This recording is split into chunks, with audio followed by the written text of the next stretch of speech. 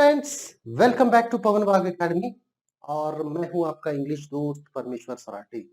दोस्तों, आज हम आगे बढ़ने वाले हैं यूनिट 2.6 के साथ। और हमने पार्ट 1 पूरा कर लिया है और पार्ट 2 हमने ऑलरेडी शुरू कर दिया है। तो पार्ट 1 में हमने क्या देखा, इसके बारे में थोड़ा सा हम जानते हैं, उसको रिकैप करते हैं और उसके साथ फिर हम आगे बढ़ेंगे पार्ट 2 के साथ। ठीक है।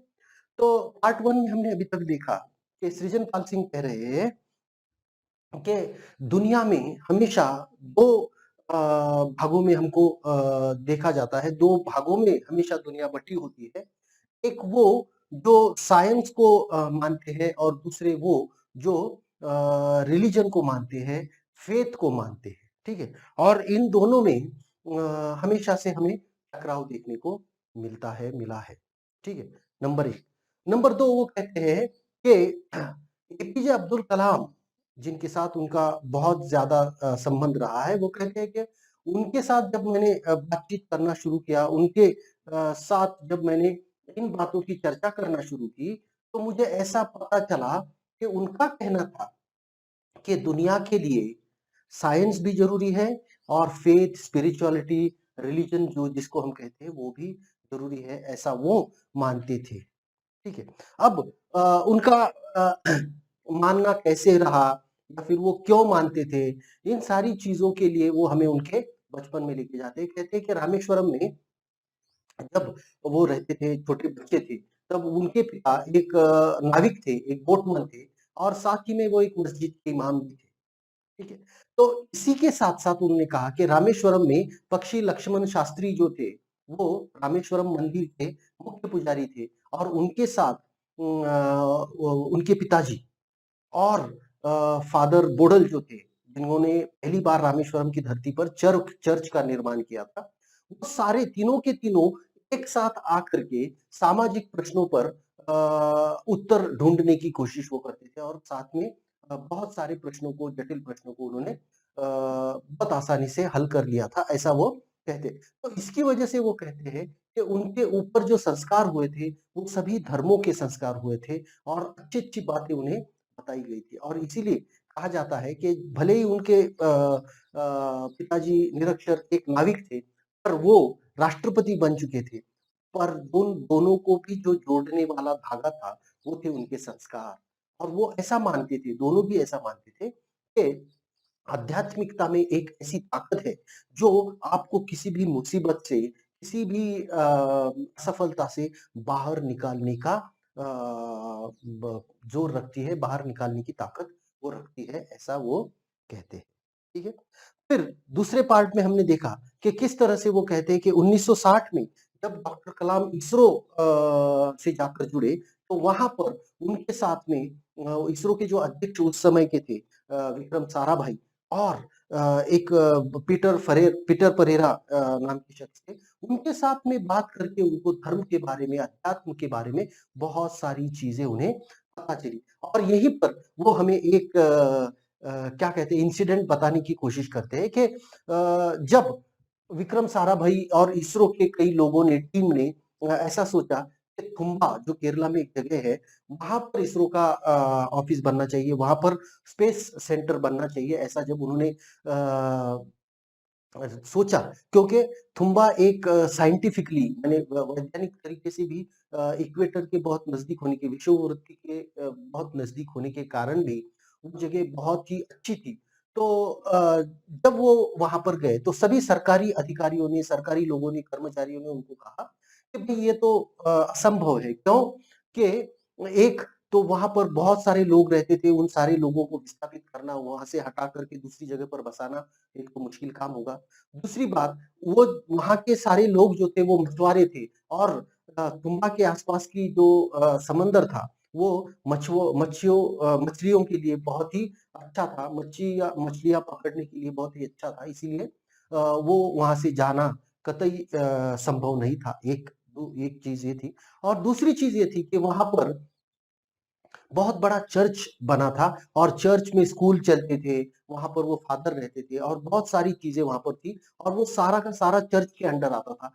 इसीलिए इस जगह पर इस चीज को हटाना सबसे मुश्किल चीज थी, ऐसा सभी सरकारी कर्मचारियों को या सरकारी अधिकारियों को लगता था। और इसीलिए थुम्बा में स्पेस रिसर्च रिसर्च सेंटर बनना मुश्किल सभी को लग रहा था। अब यहां से हम शुरुआत कर रहे हैं पेज नंबर 91 पैराग्राफ नंबर 2 के साथ हम आगे बढ़ रहे हैं। But upon doctor Sarabhai's persistence, it was suggested that they approach the only person who could help them in this situation, Father Pereira, then bishop of the region. और फिर साराभाई ने विक्रम साराभाई ने जब कहा कि नहीं, ये जगह हमको चाहिए ही चाहिए, क्योंकि इसी जगह पर स्पेस रिसर्च सेंटर बन सकता है, क्योंकि ये बहुत ही अच्छी जगह है।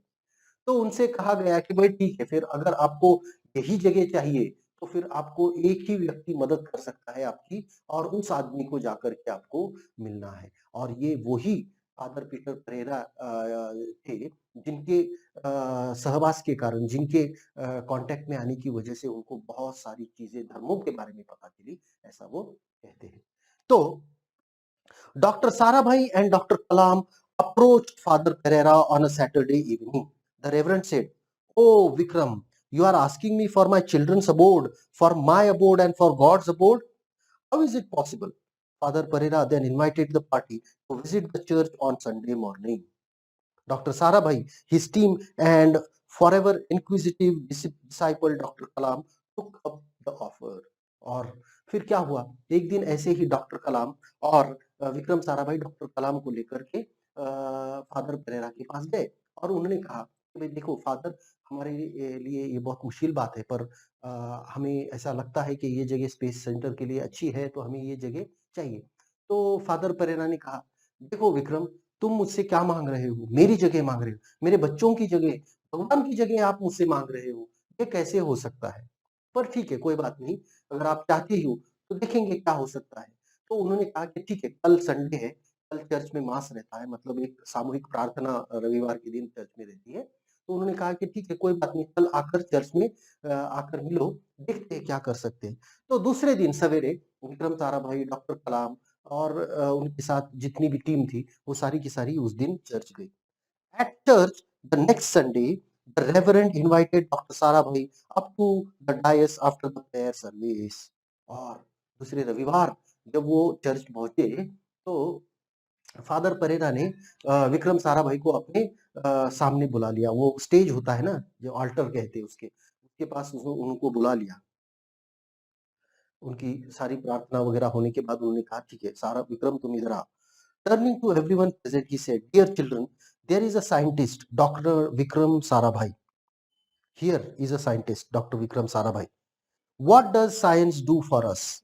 We benefit from the devices that science has developed to light up our homes. I am able to talk to you using this mic thanks to technological advancement. Medical science allows doctors to diagnose and treat patients. Science and technology enhance the overall comfort and quality of human life. And what do I do as a preacher? I pray for you, for your well-being and for your peace." और देखो, वहां पर उन्होंने विक्रम साराभाई को ऊपर बुलाया और कहा कि देखो, ये एक साइंटिस्ट है, विक्रम साराभाई। अब ये एक साइंटिस्ट है, साइंस हमारे लिए क्या करता है, तो वो कहते, फिर वो लोगों को बताते हैं, वो लोगों को बता रहे हैं कि देखिए, साइंस हमारे लिए क्या करता है। साइंस देखिए, साइंस हमारे जीवन को आसान बनाने की कोशिश करता है, हमारे जीवन को सहज बनाने की कोशिश करता है। जैसे साइंस की वजह से ही या तकनीक की वजह से ही हमारे घर में लाइट्स आ गई है, हमारे घर में रोशनी आई है। आज मैं आपसे बात कर रहा हूँ इस माइक पर, ये भी साइंस की ही देन है ना। साइंस क्या करता है, डॉक्टर्स होते हैं, वो भी क्या करते हैं, हमारे बीमारी को जान करके उस पर हमें उपचार करते हैं और हमें ठीक कर देते हैं। तो और मैं क्या करता हूँ, एक पादरी के तौर पर, एक प्रीस्ट के तौर पर मैं क्या करता हूँ, मेरा भी काम वही है। मैं भी तुम्हारे लिए प्रार्थना करता हूँ, भगवान से प्रार्थना करता हूँ कि इनका जीवन आसान बने, इनको दुख ना झेलने पड़े, वगैरह वगैरह वगैरह। तो अगर स्पष्ट शब्दों में कहा जाए, उन्होंने कहा, in short, Vikram and I R doing the same job. और फिर उन्होंने लोगों को कहा कि ये एक साइंटिस्ट है, मैं एक प्रिस्ट हूँ, एक पादरी हूँ, मैं पुजारी हूँ। हम दोनों अगर वैसे देखा जाए तो एक ही काम तो कर रहे हैं। आप उनका और मेरा काम एक ही है। Both science and spirituality seek the Almighty's blessing for the prosperity of human mind and body. देखो, चाहे वो साइंस हो, विज्ञान हो या स्पिरिचुअलिटी या अध्यात्म हो, दोनों भी एक ही काम कर रहे हैं कि मानव को समृद्ध, मानव के जीवन को, उसके शरीर और मस्तिष्क को समृद्ध करने का काम साइंस और धर्म, स्पिरिचुअलिटी, अध्यात्म कर रहे हैं, ऐसा मुझे लगता है। Dear children, Dr. Vikram says that within a year he wants to build scientific facilities near the sea coast, replacing all the settlements that now stand there. Now you can give up your abode. Can I give up my abode? Can we give up God's abode for such a great scientific mission? Dr. Kalam recalled how he witnessed a pin drop silence for a long moment. और फिर उन्होंने कहा कि देखो, ये विक्रम साराभाई यहाँ आए हैं और वो कहते हैं कि अगले साल भर में उनको यहाँ पर एक बहुत ही बड़ा वैज्ञानिक संकुल यहाँ पर बनाना है। अब सवाल है, क्या मैं अपना घर दे सकता हूँ? क्या आप अपना घर दे सकते हैं? क्या हम सब लोग भगवान का घर उनको दे सकते हैं? कलाम कहते हैं, डॉक्टर कलाम वहां पर थे और वो कहते हैं कि कुछ देर के लिए एकदम शांतता वहां पर थी। Then everyone got up and the whole church reverberated with a deafening noise of a collective amen. और फिर वो कहते हैं कि कुछ देर तो शांति रही, बाद में सारे के सारे लोग चर्च में के उठकर खड़े हुए और उन्होंने कहा आमेन। आमेन क्या होता है कि भाई हम आपके साथ हैं, या फिर जैसा आप कहे इस तरह से, मतलब वो प्रार्थना में भी वो कहते हैं, ठीक है। तो इस तरीके से उनको इस चीज में एक अनुभव उनको वहां पर मिला, जिस अनुभव की वजह से उनका जीवन और भी समृद्ध हो चुका है। और वो कहते हैं कि किस तरह से जो निरक्षर लोग होंगे, चर्च में आने वाले लोगों में कुछ निरक्षर लोग होंगे, कुछ साक्षर लोग होंगे, पर सभी लोगों ने, उनमें से किसी एक ने भी इस चीज का विरोध नहीं किया। सभी लोगों ने कहे उठकर खड़े हुए और सभी लोगों ने एक ही आवाज में, एक ही सुर में जोर से उन्होंने कहा कि ठीक है, हमें कोई ऐतराज नहीं है। And so work on research center was soon underway, but not without alternate accommodation being offered to the affected fishermen, the church and Reverend Pereira. और इसी के साथ वो जो वहां पर बनना था स्पेस रिसर्च सेंटर, उसका काम शुरू हुआ, पर उन सभी लोगों को नई जगह दी गई, फादर परेरा को नई जगह दी गई और चर्च के लिए भी एक नई जगह दी गई। सबको सब कुछ देने के बाद उस रिसर्च सेंटर का काम शुरू किया गया। तो यहाँ पर वो कह रहे हैं कि किस तरह से, देखिए, ऐसी बात नहीं है, समाज में अच्छे लोग भी हैं, समाज में धर्म के नाम पर कुछ अच्छे काम करने वाले भी लोग हैं, जैसे फादर परेरा का उदाहरण उन्होंने दिया कि फादर परेरा उनको नकार भी सकते थे, पर उन्होंने वैसा नहीं किया। उन्होंने सोचा कि जितना मेरा काम इम्पोर्टेंट है, महत्वपूर्ण है, उतना ही उनका काम भी महत्वपूर्ण है और वो अगर मांग रहे हैं ये जगह, तो उसमें कोई बात होगी। वो तो कोई जानबूझ करके हमें बेघर करने की कोशिश नहीं कर रहे हैं और फिर हमें दूसरी जगह भी तो वो दे रहे हैं। तो इस तरह से सोच करके उन्होंने अपना घर त्यागा, अपना घर आसानी से उनको दे दिया। ऐसे लोग भी इस समाज में है।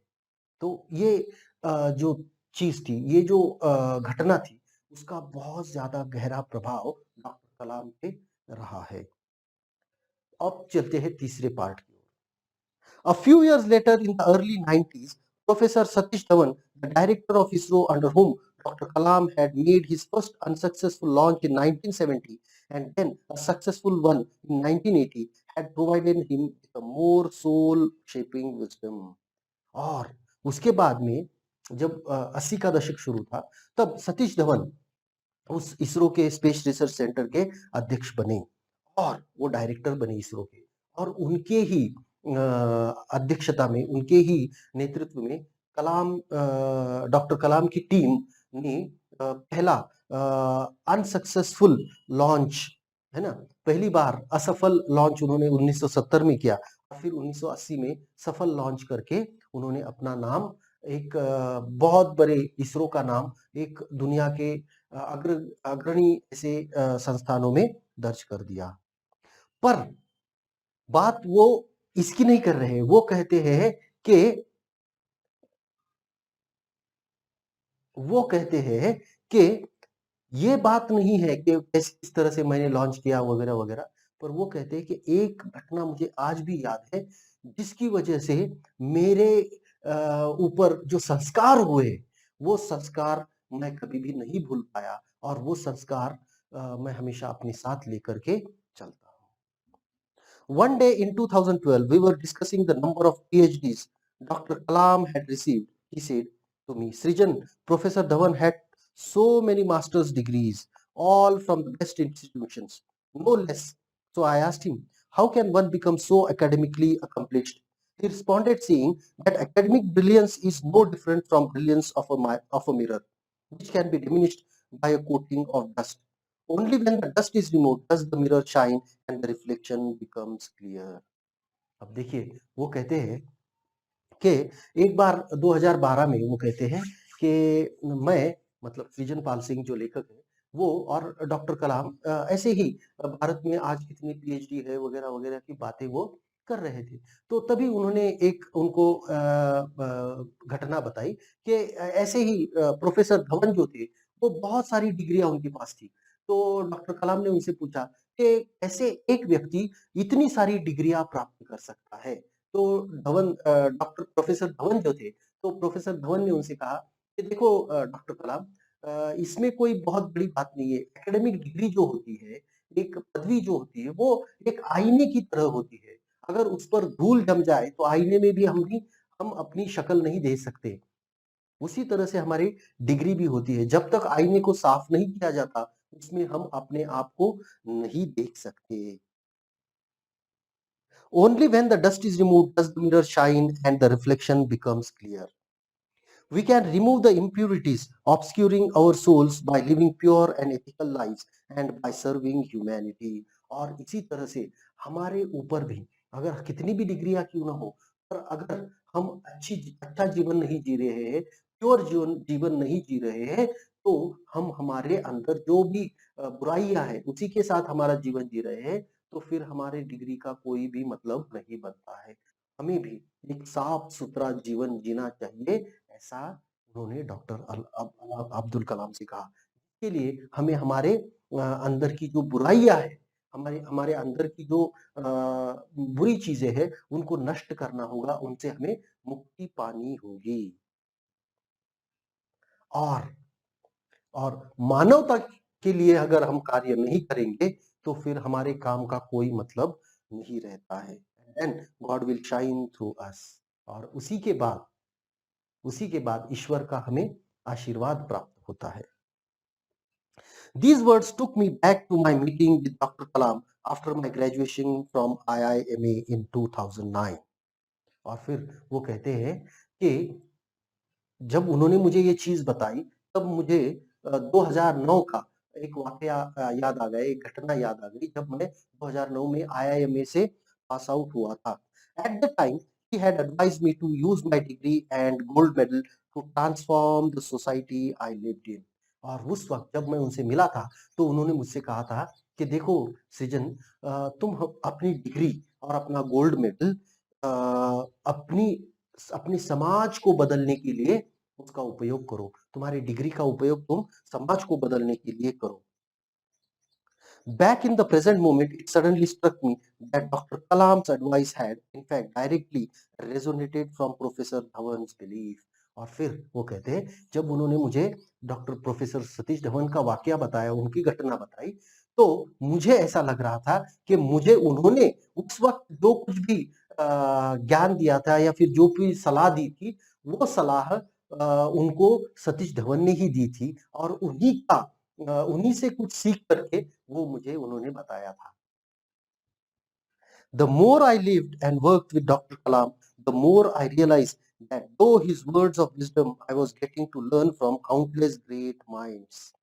और जितना ज्यादा मैं उनके साथ रहा, उतना ज्यादा मुझे पता चलता गया कि भले ही मैं उनके मुंह से सुन रहा था, भले ही वो उनके शब्दों में मुझे बता रहे थे, पर ये जो ज्ञान उनको प्राप्त हुआ था, ये बहुत सारे महान लोगों से उनको प्राप्त हुआ था, और वही महान लोगों का ज्ञान उनके द्वारा मुझ तक पहुंच रहा था, ऐसा सृजनपाल सिंह लेखक कह रहे हैं। In April 2009, Dr. Kalam was invited to attend the 102nd birthday celebrations of His Holiness Dr. Sri Sri Shivakumar Mahaswami ji in the Tumkur district of Karnataka. और कर्नाटक के तुमकुर डिस्ट्रिक्ट में, तुमकुर जिले में एक बहुत ही असाधारण व्यक्ति 102 साल के श्री श्री शिव कुमार महास्वामी जी रहते हैं। उनके 102 वे वर्षगांठ पर डॉक्टर कलाम को वहां पर उस समारोह में बुलाया गया था। Mahaswami ji is a remarkable person who has dedicated his life to the service of humanity. और महास्वामी जी जो है वो इतने महान व्यक्ति है कि उन्होंने अपना सारा पूरा जीवन लोगों के लिए, मानवता के लिए लगा दिया है। His greatest contribution is the establishment of a free residential education system for more than 9,000 children in the ashram. और उनका सबसे बड़ा कार्य अगर कोई है तो वो है उन्होंने आश्रम में 9,000 बच्चों की रहने, खाने और पढ़ने की रेसिडेंशियल फैसिलिटी है ना, रहने, खाने और पढ़ने की व्यवस्था उन्होंने की है 9,000 बच्चों की आश्रम में। The most astonishing aspect of the entire event of his birthday was that the 102 years old Swamiji stood on his feet without any support. और वो कहते हैं कि उस समारोह का अगर कोई सबसे बड़ी घटना अगर कोई होगी तो वो ये है कि 102 साल के जो स्वामी जी है वो अपने पैरों पर बिना किसी की मदद लिए, बिना किसी की मदद के वो खड़े रहे, खुद के पैरों पर खड़े रहे और पूरा समारोह भर वो वहां पर खड़े थे। He looked as steady and alert as any other youngster present there. और वो वहां पर खड़े थे तो वो इतने अच्छे तरह से खड़े थे कि बिना किसी मदद के, बिना किसी सपोर्ट के, कि ऐसा लग रहा था मानो उनमें और यहाँ पर जो खड़े नौजवान हैं उनमें कोई भी फर्क ना हो। This display of inner strength touched Dr. Kalam deeply. और कलाम इससे बहुत ज्यादा प्रभावित हुए कि 102 साल का व्यक्ति, इतना बूढ़ा व्यक्ति खुद के पैरों पे खड़ा होता है, बिना किसी के आधार के खड़ा होता है, और मानो जैसे कोई एक जवान वहां पर खड़ा हो। ये जो उन्होंने देखा तो उनको लगा कि ये उनके अंदर की शक्ति है जो उन्हें यहाँ पर खड़ा कर रही है, ऐसा डॉक्टर कलाम को लगा और वो इस चीज से बहुत ज्यादा प्रभावित हुए। A couple of days later, we were discussing this unusual birthday party. और कुछ दिनों के बाद, उस समारोह के कुछ दिनों के बाद, जब हम इस पर चर्चा कर रहे थे, I said to him, "Sir, do you know only 4 out of 1 lakh people cross the age of 100?" तो मैंने उनसे कहा कि 102वां, और बाप, तो वो कहते हैं, क्या आपको पता है कि 1 लाख में से सिर्फ 4 लोग ऐसे होते हैं जो 100 साल या उससे ज्यादा जीते हैं। I had googled the subject before hand, और मैंने ये जो जानकारी थी वो गूगल से प्राप्त की थी उनसे बात करने से पहले। He replied, "But how many of these 4 would be able to stand tall for hour and hour, give a wise discourse, and then go on to feed thousands of children?" और फिर डॉक्टर कलाम ने मुझसे सवाल किया, पर उनमें से, उन 4 में से कितने लोग ऐसे हैं जो घंटों घंटों खड़े रह करके लोगों को अच्छी अच्छी बातें बताए और उसके बाद जाकर के 9,000 बच्चों को खाना खिलाए, उनके शिक्षा की व्यवस्था करे, ऐसा कितना लोग कर पाते हैं? Of course, nobody could know the exact answer to this question, but the question itself led to many other relevant queries. और आप हम सबको पता था कि इस सवाल का जवाब ढूंढना बहुत ही मुश्किल चीज है, क्योंकि कोई भी नहीं कर पाता होगा, कोई भी नहीं कर पाता है। पर इस सवाल का जवाब ढूंढना भले ही मुश्किल था, पर इस सवाल ने बहुत सारे नए सवालों को पैदा किया, बहुत सारे नए सवालों को उसने अपनी राह बनाकर दी। I wonder what powers Mahaswamiji possesses that keep him so strong at such an advanced age. वो कहते हैं कि मुझे पता नहीं है, मुझे आश्चर्य होता है कि ऐसी क्या शक्ति है जो महास्वामी जी को इस उम्र में भी खड़े रहने की ताकत देती है। वो कौन सी शक्ति है, वो कौन सी अंदरूनी ताकत है जो उनको उस उम्र में भी इतनी देर तक खड़े रहने की ताकत उनको देती है, उनके अंदर इस तरह की शक्ति पैदा करती है। Maybe it's a balanced diet and a healthy lifestyle, or perhaps it's genetics, I asked. और फिर सृजन पाल सिंह जी उनको जवाब दे रहे हैं कि हो सकता है कि उनका जो खाना है वो उनको ये करने की को उनका जो खाना है उसकी वजह से वो ये कर पाते होंगे, या फिर हो सकता है कि उनकी जो लाइफस्टाइल है वो जो जिस तरह का जीवन जी रहे हैं उसकी वजह से वो कर पाते होंगे, या फिर ये हो सकता है उनके परिवार में ही हो ज्यादा जीवन जीने का और ताकतवर जीवन जीने का। ऐसा मैंने उनसे कहा। पर डॉक्टर कलाम सैट कंटेम्पलेटिंग डीपली, और मेरे इस जवाब पर उन्होंने कुछ भी जवाब नहीं दिया। डॉक्टर कलाम वहीं पर सोचते रह गए, सोच रहे थे। ठीक है, तो रुकते हैं हम यहाँ पर। आशा करता हूँ ये वीडियो आपको पसंद आया है। पसंद आया है तो लाइक जरूर कीजिएगा, दोस्तों के साथ शेयर करना मत भूलिएगा, और पवन वाघ एकेडमी को सब्सक्राइब जरूर कीजिएगा। Thank you very much. Good bye.